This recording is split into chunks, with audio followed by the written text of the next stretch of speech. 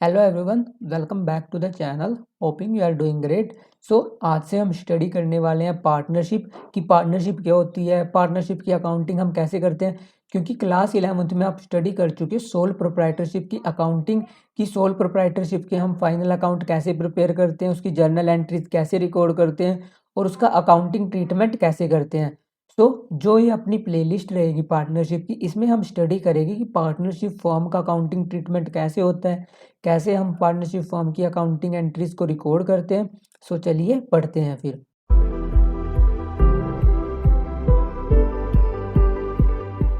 सबसे पहले partnership study करने से पहले मैं आपको थोड़ा सा फ्लैशबैक दे देता हूँ कि सोल प्रोप्राइटरशिप क्या होता था। सोल प्रोप्राइटरशिप में होता था कि वहाँ पर एक अकेला इंडिविजुअल होता था जो पूरे बिजनेस को मैनेज करता था। अब क्योंकि वो अकेला इंडिविजुअल था, उसके पास पैसे भी ऑब्वियस ही बात कम होंगे इन्वेस्ट करने के लिए, और उसकी मैनेजरियल एफिशिएंसी भी कम होगी। क्योंकि अकेला बंदा ही एज अ मैनेजर काम कर रहा है, वही एज अ ओनर काम कर रहा है और वही एज अ सेल्स पर्सन काम कर रहा है। क्योंकि कोई भी अकेला इंडिविजुअल इतना परफेक्ट नहीं होता कि वो सारे काम 100% मैनेज कर ले। उसमें कुछ ना कुछ मतलब लिमिटेशंस रहती थी। उन लिमिटेशंस को ओवरकम करने के लिए गवर्नमेंट ने नई फॉर्म ऑफ ऑर्गेनाइजेशन प्रिपेयर करी और उस फॉर्म का नेम क्या है, पार्टनरशिप।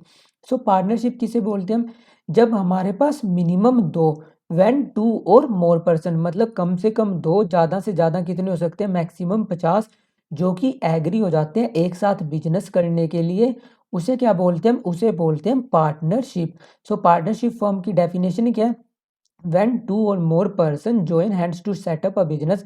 मतलब कि जब दो या दो से ज़्यादा बंदे एग्री हो जाते हैं बिजनेस शुरू करने के लिए और क्या शेयर करते हैं, प्रॉफिट एंड लॉस, तब हम उनको क्या बोलते हैं कि वो पार्टनरशिप में है। और पार्टनरशिप में जो हमारे पास इंडिविजुअल बंदे हैं, जो हमारे पास एज अ ह्यूमन बीइंग काम कर रहे हैं, उनको हम क्या बोलते हैं, उनको बोलते हैं पार्टनर्स। बट जब हम उनको एज अ ग्रुप देखते हैं, उसे क्या बोलते हैं, पार्टनरशिप फर्म। सपोज करो हमारे पास 10 इंडिविजुअल्स हैं जो कि एक पार्टनरशिप फर्म में काम कर रहे हैं। अगर हम उस अकेले बंदे को देखें तब तो हम उसे बोल लेंगे पार्टनर्स। और जब हम उनको कलेक्टिवली देखें, जैसे कि वो 10 इंडिविजुअल हैं, अगर हम उसको एज अ ग्रुप देखें तब हम उसे क्या बोल लेंगे, पार्टनरशिप फर्म। और जिस नेम के अंडर वो अपना बिजनेस परफॉर्म कर रहे होंगे, अब उन्होंने जो अपना बिजनेस शुरू किया होगा उसका कुछ ना कुछ नेम तो रखा होगा। उस नेम को हम क्या बोल लेंगे, फर्म नेम, या क्या बोल लेंगे, पार्टनरशिप फर्म नेम। पार्टनरशिप क्या होता है, जहाँ पर हमारे पास दो या दो से ज़्यादा इंडिविजुअल बिजनेस करने के लिए तैयार हो जाते हैं to share profit and loss, तब हम उसको क्या बोलते हैं, तब हम उसको बोलते हैं पार्टनरशिप। और इंडिविजुअली हम उनको बोलते हैं पार्टनर्स और कलेक्टिवली हम उसे क्या बोलते हैं, पार्टनरशिप फर्म। अब जो हमारे पास पार्टनरशिप फर्म है उसके क्या क्या फीचर्स होते हैं, अब हम उनको स्टडी करेंगे। पहला फीचर क्या है, टू और मोर पर्सन। अब जो हमारी पार्टनरशिप है, जब हमें इसे फॉर्म करना पड़ेगा तो उसके लिए हमारे पास एट लीस्ट, मतलब कि कम से कम हमारे पास दो इंडिविजुअल होने चाहिए जो कि तैयार हो कोई कॉमन बिजनेस करने के लिए। और जो हमारे पास मैक्सिमम लिमिट है वो सेंट्रल गवर्नमेंट ने कितनी फिक्स कर रखी है, 50। मतलब कि एक पार्टनरशिप फर्म में मैक्सिमम कितने पार्टनर्स हो सकते हैं, मैक्सिमम पार्टनर्स आपके हो सकते हैं 50। और गवर्नमेंट के पास कितनी पावर है, मतलब कि वो मैक्सिमम कितने तक कर सकती है, गवर्नमेंट मैक्सिमम हंड्रेड्स कर सकती है पार्टनरशिप फर्म के लिए। बट गवर्नमेंट ने कर कितने रखे हैं एक्चुअली में, गवर्नमेंट ने कर रखे हैं 50। और दूसरा फीचर क्या है, एग्रीमेंट। जो हमारे पास पार्टनरशिप है उसका मतलब बोर्न या उसका बर्थ कैसे होता है, जब हमारे पास दो या दो से ज़्यादा बंदे कोई एक एग्रीमेंट प्रिपेयर करते हैं कि हम कोई कॉमन बिजनेस शुरू करेंगे, तब हमारी पार्टनरशिप का बर्थ होता है। और जो ये एग्रीमेंट है ये हमारा रिटन भी हो सकता है और ये हमारा ओरल भी हो सकता है। रिटन मतलब लिखित, ओरल मतलब जैसे मैं आपको ओरली बता रहा हूँ, ये एग्रीमेंट ऐसे भी हो सकता है। But most of the time agreement किस फॉर्म में होता है, मोस्ट ऑफ द टाइम आपका एग्रीमेंट होता है रिटन फॉर्म में। अब आप खुद बताओ, जो आपने ओरली जो मैंने आपको बता दिया उसका कोई प्रूफ तो है नहीं। अगर सपोज करो इन फ्यूचर कोई डिस्प्यूट हो जाता है तो हम किस पॉइंट को रेफर करेंगे। इसलिए पार्टनर्स किस फॉर्म में एग्रीमेंट करते हैं, रिटन फॉर्म में। क्योंकि अगर सपोज करो फ्यूचर में कुछ जाकर उनके बीच में आपसी डिस्प्यूट होता है तो आपस में जाकर कोर्ट में उस एग्रीमेंट को शो कर सकते हैं और अपने डिस्प्यूट को सेटल कर सकते हैं। पार्टनरशिप में मिनिमम कितने बंदे होने चाहिए, दो, मैक्सिमम कितने, 50। और एग्रीमेंट कैसा हो सकता है, आपका रिटन भी हो सकता है और आपका ओरल भी हो सकता है। और जो दोनों एग्रीमेंट है, दोनों एग्रीमेंट इक्वली वैलिड है, चाहे आपका एग्रीमेंट रिटन हो चाहे आपका एग्रीमेंट ओरल हो, दोनों ही पार्टनरशिप एक्ट 1932 एक्ट के अंडर इक्वली वैलिड है। But most of the time वो जो पार्टनर्स होते हैं वो एग्रीमेंट किस फॉर्म में करते हैं, रिटन फॉर्म में, ताकि वो उसको एज अ एविडेंस यूज कर सके इन केस ऑफ डिस्प्यूट। अब हमारे पास थर्ड फीचर क्या, म्यूचुअल एजेंसी। जो पार्टनरशिप है उसमें जो पार्टनर्स हैं वो एक दूसरे के एज अ एजेंट काम करते हैं और एज अ प्रिंसिपल। इसका मतलब क्या है कि वो एज अ एजेंट भी काम कर रहे हैं और एज अ प्रिंसिपल भी काम कर रहे हैं। जो पार्टनरशिप है उसमें मैंने आपको क्या बताया, मिनिमम 2 बंदे हो सकते हैं, मैक्सिमम 50 बंदे होते हैं। अब सपोज करो कोई पार्टनरशिप फर्म है, उसमें हमारे पास 10 इंडिविजुअल हैं। सो जो 10 इंडिविजुअल हैं वो एज अ एजेंट काम करेंगे। जो हमारे पास सपोज करो कोई 10 पार्टनर्स हैं, सो 10 पार्टनर्स एक दूसरे के एज अ एजेंट काम करेंगे। एज अ एजेंट काम करने का मतलब कि जो वो पार्टनरशिप फर्म में जो भी एक्ट परफॉर्म करेंगे, जो भी बिजनेस एक्टिविटी परफॉर्म करेंगे, जो भी एक इंडिविजुअल एक्टिविटी परफॉर्म करेगा, वो दूसरे के 10 बंदे को इक्वली इफेक्ट करेगा। मतलब वो जो दूसरे इंडिविजुअल है उनका एज अ एजेंट भी काम करेगा और एज अ प्रिंसिपल भी काम करेगा। जो पार्टनर एक एक्ट परफॉर्म करेगा पार्टनरशिप फर्म में, वो एक्ट उसके दूसरे पार्टनर्स पे भी लागू होंगे। मतलब कि जो एक बंदे ने काम कर दिया, वो ये माना जाएगा कि दूसरे 9 जो हमारे रेस्ट ऑफ पार्टनर्स हैं उन्होंने भी उसको कंसेंट दे रखी है, तभी उसने ये एक्टिविटी परफॉर्म करी है। तो हम जो पार्टनरशिप फर्म है उसमें क्या अज्यूम करते हैं, म्यूचुअल एजेंसी। म्यूचुअल एजेंसी का मतलब कि जो हमारा पार्टनर है वो एज अ प्रिंसिपल भी काम करेगा, मतलब वो एज अ ओनर भी काम करेगा और एज अ एजेंट भी काम करेगा दूसरे पार्टनर्स का। सो जैसे कोई सपोज करो अपने पास 10 पार्टनर्स हैं, उनमें से कोई एक पार्टनर ने कोई एग्रीमेंट कर दिया, वो एग्रीमेंट पूरे के पूरे 9 पार्टनर्स के लिए बाइंड होगा, उनको एग्री करना पड़ेगा, फॉलो करना पड़ेगा। और फोर्थ फीचर क्या है हमारा, sharing of profit. Sharing of profit का मतलब क्या है, जो हमारी पार्टनरशिप फॉर्म है वो हम प्रिपेयर क्यों करेंगे, वो हम फॉर्म क्यों करेंगे, वो हम फॉर्म इसलिए करेंगे क्योंकि हमारा मोटिव क्या रहेगा कि जो हमारे प्रॉफिट एंड लॉस है हम उसको शेयर करेंगे। और शेयरिंग ऑफ प्रॉफिट का मतलब क्या है, हम शेयर करेंगे प्रॉफिट एंड लॉस। बट जो हमारा माइनर पार्टनर होता है उसको हम एडमिशन क्यों देते हैं, ताकि हम उसके साथ सिर्फ प्रॉफिट एंड प्रॉफिट शेयर कर सकें, उसके साथ लॉस ना शेयर करने का भी हम एग्रीमेंट प्रिपेयर कर सकते हैं। सो इसलिए जो शेयरिंग ऑफ प्रॉफिट है उसका मतलब क्या है कि हम प्रॉफिट भी शेयर करेंगे, लॉस भी शेयर करेंगे विद मेजर पार्टनर। जो हमारा माइनर पार्टनर है, मतलब जो 18 साल से छोटा है, उसके साथ हम एग्रीमेंट कर सकते हैं कि सिर्फ इसके साथ हम प्रॉफिट ही शेयर करेंगे, क्योंकि उसको किसकी प्रोटेक्शन मिली होती है, उसको प्रोटेक्शन मिली होती है गवर्नमेंट ऑफ इंडिया में, जो कोर्ट है, जो जुडिशरी है, उसकी प्रोटेक्शन मिली होती है। और हमारा फिफ्थ फीचर क्या है, बिजनेस। जो हमारा पार्टनरशिप जो हमने प्रिपेयर करी है, वो हम प्रिपेयर क्यों करते हैं, वो हम इनकॉर्पोरेट क्यों करते हैं, क्योंकि हमारा कुछ मोटिव होता है कि कुछ ना कुछ हम बिजनेस स्टार्ट करेंगे। अगर हमने कोई पार्टनरशिप फर्म प्रिपेयर कर ली, मतलब हमने इनकॉर्पोरेट कर ली, बट हमने ये नहीं डिसाइड किया हम क्या बिजनेस करेंगे, सो वो जो पार्टनरशिप फर्म है वो इनवैलिड रहेगी। क्योंकि पार्टनरशिप प्रिपेयर किस लिए होती है, ताकि हम कुछ बिजनेस कैरी ऑन कर सकें, और ये बिजनेस प्रॉफिट मोटिव ही होना चाहिए। मतलब हम कोई भी चैरिटेबल एक्टिविटी के लिए पार्टनरशिप प्रिपेयर नहीं कर सकते, क्योंकि चैरिटेबल एक्टिविटी बैन है अंडर पार्टनरशिप एक्ट 1932। क्योंकि उसके लिए गवर्नमेंट ने स्पेशल एंटिटीज़ इनकॉर्पोरेट कर रखी हैं कि अगर हमें कोई चैरिटेबल एक्टिविटी करनी है, जैसे हम उसको सेक्शन 8 कंपनीज एक्ट के अकॉर्डिंग परफॉर्म कर सकते हैं, और इसके अलावा चैरिटेबल ट्रस्ट वगैरह ओपन कर सकते हैं। बट अगर हम पार्टनरशिप फॉर्म कर रहे हैं, सो उसका ऑब्जेक्टिव प्रॉफिट मोटिव ही रहेगा, नॉन प्रॉफिट मोटिव कभी भी नहीं हो सकता। और लास्ट फीचर क्या है, लाइबिलिटी ऑफ पार्टनर्स। जो हमारे पास पार्टनर्स हैं उनकी लाइबिलिटी क्या रहेगी, अनलिमिटेड रहेगी। Each partner is liable jointly with all other partners and severally to the third partner. मतलब कि हर पार्टनर दूसरे पार्टनर्स को लाइबल रहेगा, और जो थर्ड पार्टी है, मतलब जिससे उन्होंने परचेज सेल कर रखी है, वो उसको भी लाइबल रहेगा जब तक वो पार्टनरशिप फर्म में है। सो वो जॉइंटली भी लाइबल रहेगा और इंडिविजुअली भी लाइबल रहेगा। सो जो पार्टनरशिप फर्म है उसकी लाइबिलिटी क्या रहती है, उसकी पार्टनर्स की लाइबिलिटी रहती है आपकी अनलिमिटेड। क्योंकि जो पार्टनर्स है वो उनके एक्ट के अकॉर्डिंग बाइंड रहते हैं, क्योंकि वो एज अ एजेंट भी काम करता है और एज अ प्रिंसिपल भी काम करता है। एज अ एजेंट और प्रिंसिपल का मतलब एज अ ओनर भी काम करेगा, और जो दूसरे पार्टनर्स एज अ ओनर काम कर रहे हैं वो उनका एज अ एजेंट भी काम करेगा। सो ये थे आपके पार्टनरशिप फर्म के कुछ फीचर्स। अब हम इसके कुछ और थ्योरेटिकल कॉन्सेप्ट्स देख लेते हैं।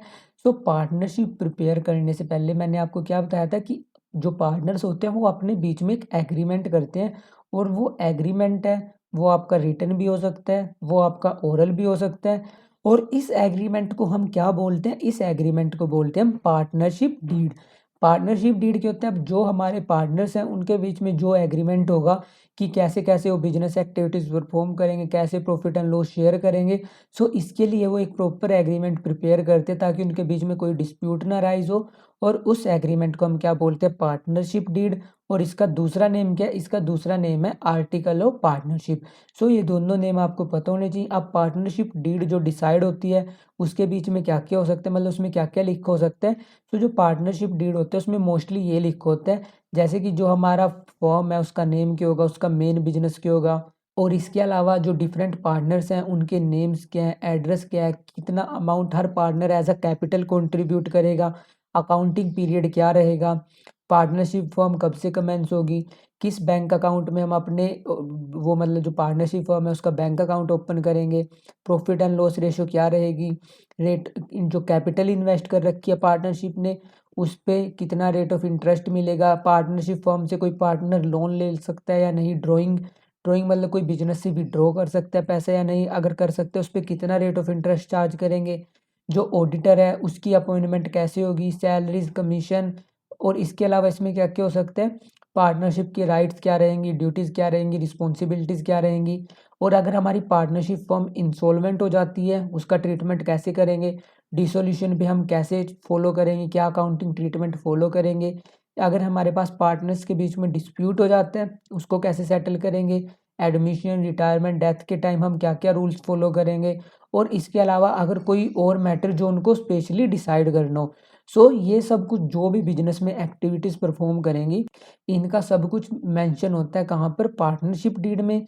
अगर सपोज़ करो कोई पार्टनरशिप फर्म प्रिपेयर हुई, इनकॉर्पोरेट हुई, बट जो पार्टनर्स हैं उन्होंने कुछ नहीं डिसाइड किया, ये सब जो तक अब तक मैंने आपको बताया कि कैसे राइट्स एंड रिस्पॉन्सिबिलिटीज़ रहेंगी, क्या रेट ऑफ इंटरेस्ट मिलेगा। अगर उन्होंने कुछ नहीं डिसाइड किया तब किसके प्रोविजंस फॉलो होंगे? तब प्रोविज़न होंगे फॉलो आपके इंडियन पार्टनरशिप एक्ट 1932 के। इंडियन पार्टनरशिप एक्ट 1932 क्या है? वो एक्ट जो कि गवर्नमेंट ने इनकॉर्पोरेट किया है या पास किया है ताकि जो हमारी पार्टनरशिप फर्म है उसको रेगुलेट किया जाए। और इसमें सारे के सारे रूल्स मेंशन है कि अगर पार्टनर्स अपनी पार्टनरशिप डीड डिसाइड नहीं करते तब क्या-क्या रूल फॉलो होंगे। मतलब कि अगर कोई सपोज़ करो अपने पास 20 पार्टनर्स हैं किसी पार्टनरशिप फर्म में और उन्होंने इसमें से कुछ भी पॉइंट डिसाइड नहीं किया कि हम क्या-क्या फॉलो करेंगे, तब किसके रूल लागू होंगे? तब रूल फॉलो होंगे हमारे पार्टनरशिप एक्ट 1932 के। और पार्टनरशिप एक्ट 1932 में लिखा क्या है कि जो हमारी प्रॉफिट शेयरिंग रेशियो है, मतलब कि अगर पार्टनरशिप डीड साइलेंट है, उन्होंने पार्टनरशिप डिसाइड नहीं करी कि क्या-क्या पार्टनरशिप डीड में हम मेंशन करेंगे, तब हमारे जो प्रॉफिट एंड लॉस हैं, वो इक्वली बाँटे जाएँगे हर पार्टनर में, चाहे किसी पार्टनर ने ₹10 लगाए हों और किसी पार्टनर ने 1 लाख रुपए लगाए हों एज़ अ कैपिटल। हम कुछ नहीं देखेंगे, हम उस प्रॉफिट को इक्वली बाँटेंगे। इंटरेस्ट ऑन कैपिटल, कुछ भी हम इंटरेस्ट ऑन कैपिटल देंगे नहीं, चाहे किसी पार्टनर ने जितना मर्ज़ी पैसा लगा रखो एज़ अ कैपिटल, हम उसको 1 भी रुपया एज़ अ इंटरेस्ट नहीं देंगे। बट अगर पार्टनर स्पेशली डिसाइड कर लेते हैं कि हम पार्टनर्स को मतलब 10% के हिसाब से रेट ऑफ इंटरेस्ट देंगे, 20% के हिसाब से, तब हम पार्टनर्स को उस रेट ऑफ इंटरेस्ट के हिसाब से क्या दे देते हैं? Interest on capital. बट अगर उन्होंने कुछ डिसाइड नहीं किया कि किस रेट के हिसाब से हम कैपिटल पे इंटरेस्ट देंगे, तब हम कुछ भी नहीं देते रेट ऑफ इंटरेस्ट। तब हम फॉलो करते हैं पार्टनरशिप एक्ट 1932 के प्रोविज़न जिसमें क्या लिखा है, कुछ भी इंटरेस्ट ऑन कैपिटल अलाउ नहीं होगा अगर पार्टनर्स ने डिसाइड नहीं कर रखा। और हमारा थर्ड फीचर क्या है, अब कोई पार्टनर ड्राइंग करता है बिज़नेस से, सो उसकी ड्राइंग पे भी कोई भी इंटरेस्ट चार्ज नहीं किया जाएगा। और फोर्थ पॉइंट क्या है, इंटरेस्ट ऑन लोन। सपोज़ करो अब कोई पार्टनर है, उसने फर्म को लोन दे दिया और पार्टनर्स ने डिसाइड नहीं कर रखा किस रेट ऑफ इंटरेस्ट के हिसाब से लोन मिलेगा, तब उस पे क्या रेट ऑफ इंटरेस्ट पे करेगी पार्टनरशिप फर्म? तब वो पे करेगी 6% पर एनम। अगर उन्होंने कुछ डिसाइड कर रखा है तब तो हम उसके पॉइंट ऑफ व्यू से देंगे। अगर सपोज़ करो उन्होंने कुछ नहीं डिसाइड किया, तब हम किसके पॉइंट ऑफ व्यू से रेट ऑफ इंटरेस्ट देंगे? तब हम देंगे 6% पर एनम के हिसाब से उनको क्या देंगे? Rate of interest. और फिफ्थ पॉइंट क्या है अपना? Remuneration for firm work. अब कोई पार्टनर है, वो एज़ अ मतलब कोई काम कर रहा है कोई फर्म का, तो उसको कुछ भी रेम्युनरेशन नहीं मिलेगी, उसको कुछ भी सैलरी नहीं मिलेगी, जब तक उन्होंने पार्टनरशिप फॉर्म में डिसाइड ना की हो, पार्टनरशिप डीड में लिखा ना हो। अगर वो लिख देते हैं पार्टनरशिप डीड में कि हम 10,000 सैलरी देंगे, 20,000 देंगे, तब तो उतनी सैलरी पे करनी है। अगर उन्होंने कुछ नहीं मेंशन कर रखा तब हम एक भी रुपया एज अ सैलरी नहीं देंगे, क्योंकि किसके रूल फॉलो करेंगे हम, पार्टनरशिप एक्ट 1932 के, जिसमें ये लिखा है कि हम एक भी रुपया एज अ सैलरी किसी भी पार्टनर को नहीं देंगे। अब अपना नेक्स्ट टॉपिक देख लेते हैं कि जो हम पार्टनरशिप डीड की या जो हम पार्टनरशिप फर्म की अकाउंटिंग पढ़ेंगे, उसमें जो हम सोल प्रोप्राइटरशिप में पढ़ चुके हैं क्लास 11th में, उसके अलावा हम इसमें एडिशनल क्या क्या पढ़ेंगे कि जो हम पार्टनरशिप फर्म के कैपिटल अकाउंट कैसे प्रिपेयर करेंगे, हम प्रॉफिट एंड लॉस को कैसे डिस्ट्रीब्यूट करेंगे, हम अगर कोई हमने गलत प्रॉफिट एंड लॉस डिस्ट्रीब्यूट कर दिया उसको हम कैसे सही करेंगे, पार्टनरशिप फर्म की रिकॉन्स्टिट्यूशन और डिसोल्यूशन, ये सारे के सारे टॉपिक्स हम क्या पढ़ेंगे पार्टनरशिप फर्म की अकाउंटिंग में, जो आपने क्लास 11th में नहीं पढ़ा। क्लास 11th में बस आप क्या पढ़े हो, आपने सिर्फ पढ़ा है trading and profit and loss account prepare करना। अब हम इससे आगे भी कुछ और पॉइंट्स पढ़ेंगे, और जो पॉइंट्स मेंशन किए हैं ये आपका पूरा का पूरा सिलेबस है जो हम आने वाली वीडियोस में स्टडी करेंगे। तो अब हम देख लेते हैं कि जो हम पार्टनरशिप फर्म है उसमें कितने पार्टनर्स होते हैं, मिनिमम 2, और मैक्सिमम कितने होते हैं, मैक्सिमम होते हैं आपके 50। और जो हम सोल प्रोप्राइटर देखी हमने, जो हमने क्लास 11th में स्टडी करी, वहाँ पर हमने क्या देखा कि हमारे पास बस एक ही ओनर होता है। तो हम उसका ट्रीटमेंट हम कहाँ पर कर देते थे, बैलेंस शीट में, क्योंकि हमारे पास एक ही कैपिटल अकाउंट ओपन होता था वहाँ पे, हम वहीं पे ड्राइंग लेस कर देते थे, प्रॉफिट को ऐड कर देते थे। बट क्योंकि अब हमारे पास मिनिमम 2 बंदे और मैक्सिमम ज़्यादा से ज़्यादा 50 हो सकते हैं, तो बैलेंस शीट में हम इतनी ज़्यादा तो एडजस्टमेंट करने से रहे, सो हम एक सेपरेट अकाउंट ओपन कर देते हैं किसका, कैपिटल अकाउंट, और सारी की सारी एंट्रीज जिससे उसकी कैपिटल पे कुछ इम्पैक्ट पड़ेगा, इम्पैक्ट करने का मतलब कि उसकी कैपिटल या तो इंक्रीज होगी या कैपिटल डिक्रीज होगी, तो हम वो सारी एंट्रीज एक सेपरेट अकाउंट में रिकॉर्ड करते हैं, और उस अकाउंट का नेम क्या है, उस अकाउंट का नेम है कैपिटल अकाउंट। और कैपिटल अकाउंट में हम क्या-क्या एंट्रीज रिकॉर्ड करेंगे जिससे उसकी कैपिटल पे इम्पैक्ट हो, जैसे उसने कैपिटल लगाई बिजनेस में, कैपिटल विड्रॉ करी उसने, उसको प्रॉफिट मिला, इंटरेस्ट ऑन कैपिटल उसको अलॉट हुआ, इंटरेस्ट ऑन ड्राइंग उस पे चार्ज हुआ, उसको कोई सैलरी मिली, कमीशन मिली, तो ये सारी एंट्रीज हम एक पर्टिकुलर अकाउंट में पोस्ट करेंगे।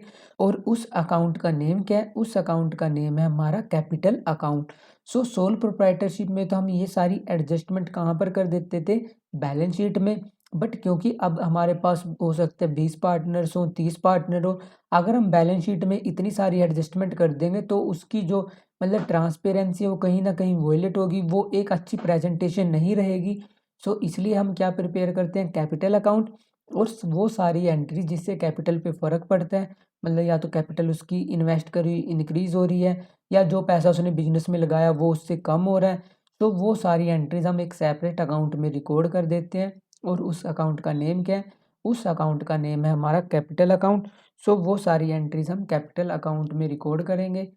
और जो कैपिटल अकाउंट है उसे प्रिपेयर करने के लिए पार्टनरशिप फर्म में हमारे पास 2 मेथड है। पहला मेथड क्या है, फिक्स्ड कैपिटल मेथड।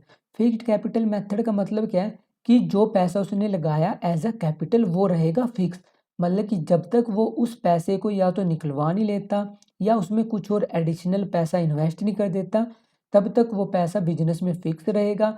और जो बाकी बचे हुए आइटम है, जैसे कि उसको प्रॉफिट एंड लॉस का शेयर मिला है, उसे कैपिटल पे इंटरेस्ट मिला है, उसने अगर कोई पैसा निकलवाया है ड्राइंग अगेंस्ट प्रॉफिट, एक होता है ड्राइंग अगेंस्ट कैपिटल, एक होता है हमारा ड्राइंग अगेंस्ट प्रॉफिट।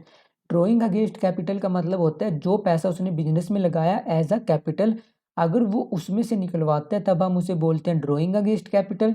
और ड्राइंग अगेंस्ट प्रॉफिट का मतलब क्या होता है कि जो उसे प्रॉफिट का हिस्सा मिला है अगर वो उससे उसमें से निकलवा रहा है, या जैसे वो कुछ उसने परचेज किया स्टॉक बिजनेस में उसमें से विड्रॉ कर रहा है, नॉर्मल ड्राइंग कर रहा है, तब हम उसे बोलते हैं ड्राइंग अगेंस्ट प्रॉफिट।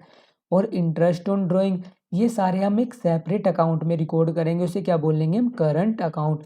तो फिक्स्ड कैपिटल मेथड में क्या होता है, हम 2 अकाउंट ओपन करते हैं, एक होता है हमारा कैपिटल अकाउंट, दूसरा होता है हमारा करंट अकाउंट। कैपिटल अकाउंट में हम मोटी मोटी मतलब मेजर अमाउंट की एंट्रीज करते हैं, जैसे कि जो उसने एज अ कैपिटल लगाया, एज अ कैपिटल निकलवाया, वो सारी जाती हैं हमारी कैपिटल अकाउंट में। और करंट अकाउंट में माइनर एंट्री करते हैं, जैसे कि जो से प्रॉफिट एंड लॉस का हिस्सा मिला, इंटरेस्ट ऑन कैपिटल मिला, ड्राइंग इंटरेस्ट ऑन ड्राइंग, तो ये सब हम रिकॉर्ड करते हैं करंट अकाउंट में। और जो उसका फिक्स्ड कैपिटल मेथड में कैपिटल अकाउंट है, उसका बैलेंस हमेशा क्रेडिट रहेगा। क्रेडिट रहने का मतलब कि जो उसकी क्रेडिट साइड है वो डेबिट साइड से हमेशा ज़्यादा रहेगी। जो बैलेंसिंग फिगर है वो आपकी कैरी डाउन किस तरफ होगी, वो आपकी कैरी डाउन होगी हमेशा डेबिट साइड। क्योंकि कोई भी पार्टनर बिजनेस में पैसा ज़्यादा लगाता है और उससे निकलवाता कम ही है। सो इसलिए आपकी बैलेंसिंग फिगर हमेशा डेबिट साइड आएगी।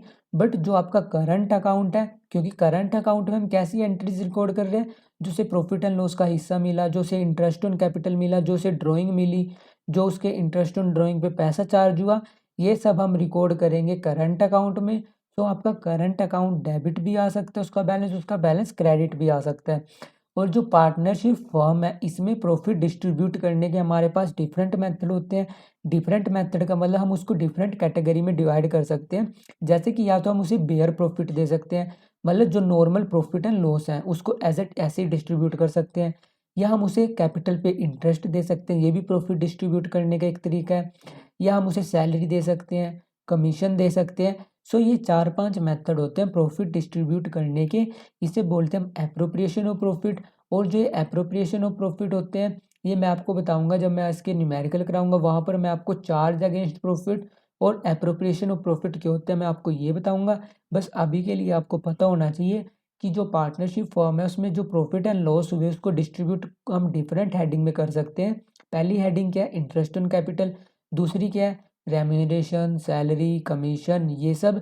और लास्ट हेडिंग क्या है, नॉर्मल, जो हमारे पास उसके बाद प्रॉफिट एंड लॉस बच जाते हैं, वो है हमारी लास्ट हेडिंग। सो इन 4 से 5 कैटेगरी में हम टोटल प्रॉफिट है जो पार्टनरशिप फॉर्म के उसको डिस्ट्रीब्यूट कर सकते हैं पार्टनर्स में। सो जो फिक्स्ड कैपिटल मेथड है उसमें हम कौन से 2 अकाउंट प्रिपेयर करेंगे, एक होगा हमारा कैपिटल अकाउंट, दूसरा होगा हमारा करंट अकाउंट। कैपिटल अकाउंट में कौन सी एंट्रीज रिकॉर्ड करेंगे हम, जो पैसा उसने बिजनेस में एज अ कैपिटल लगाया शुरू में और जो उसने मतलब इन बिटवीन लगाया फाइनेंशियल ईयर में, अगर वो इस पैसे में से कुछ विड्रॉ करते हैं उसको हम यहाँ पर रिकॉर्ड करेंगे डेबिट साइड, क्योंकि उसकी कैपिटल कम होगी। कैपिटल का बैलेंस क्रेडिट होता है जब वो कम होगी, इसलिए हम उसको रिकॉर्ड करेंगे डेबिट साइड। और करंट अकाउंट में हम क्या एंट्रीज रिकॉर्ड करेंगे, जो उसको सैलरी मिली है, कमीशन मिली है, प्रॉफिट एंड लॉस का हिस्सा मिला है। सो ये सब हम रिकॉर्ड करेंगे करंट अकाउंट में। सो अब हम देख लेते हैं फिक्स्ड कैपिटल मेथड में हमारे 2 अकाउंट प्रिपेयर होते हैं, एक होता है कैपिटल अकाउंट, दूसरा होता है करंट अकाउंट। कैपिटल अकाउंट में कौन सी एंट्रीज रिकॉर्ड करेंगे, कैपिटल अकाउंट में हम रिकॉर्ड करेंगे जो पैसा उसने बिजनेस में लगाया एज अ कैपिटल, या उसमें से जो उसने विड्रॉ किया। जैसे कि उसने कैपिटल लगाई सपोज करो 10 लाख, उसमें से वो 5 लाख निकलवा लेते हैं, वो हम रिकॉर्ड करेंगे डेबिट साइड। और जो बची हुई एंट्रीज हैं जैसे कि सैलरी मिली, कमीशन मिली, कैपिटल पे इंटरेस्ट मिला, प्रॉफिट एंड लॉस एप्रोप्रिएट हुए, ये सब हम रिकॉर्ड करेंगे करंट अकाउंट में।